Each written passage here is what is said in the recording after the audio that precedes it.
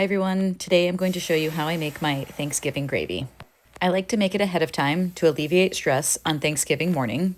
This is a very simple recipe made with a roux, a splash of sherry, turkey or chicken stock, and herbs. On Thanksgiving, I'll transfer this gravy to a pot, set it over low heat, and when the turkey has finished roasting, I'll add the drippings from the pan for even more flavor. This recipe will leave you with a quart of super flavorful gravy you can store in the refrigerator or freeze until needed. To make it, melt 4 tablespoons of butter over medium to medium-low heat. I'm using salted butter, but unsalted butter is fine. When the butter has completely melted, add 4 tablespoons of flour and whisk until smooth. If you have a flat-bottomed whisk, this is the perfect time to break it out. Cook this butter-flour mixture over low to medium-low heat for 2 to 4 minutes until it begins turning light brown in color. Then add a half cup of sherry. I'm using Harvey's Bristol cream. The mixture will seize up and thicken. Just continue to whisk until it begins pulling away from the sides of the pan.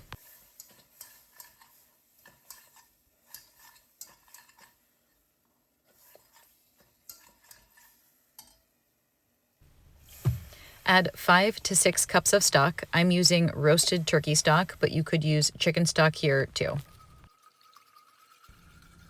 Continue whisking while you add the stock. Then add 1 teaspoon of kosher salt and a few sprigs of sage and thyme, or just one or the other.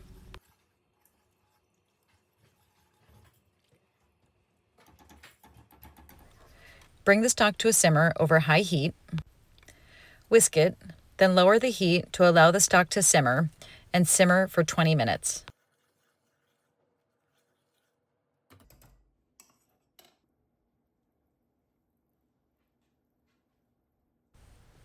After the 20 minutes, use tongs to extract the herbs.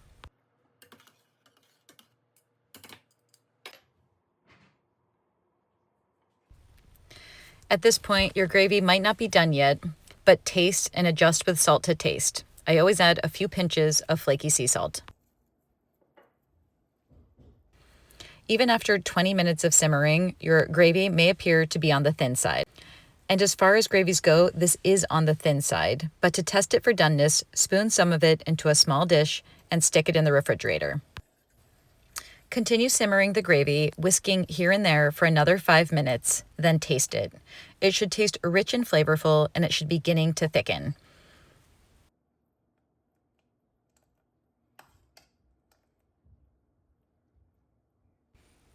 When your gravy tastes nicely seasoned and has begun to thicken, remove it from the stovetop. Your refrigerated portion of gravy at this point will be much thicker than your stovetop version, and the gravy will continue to thicken as it cools.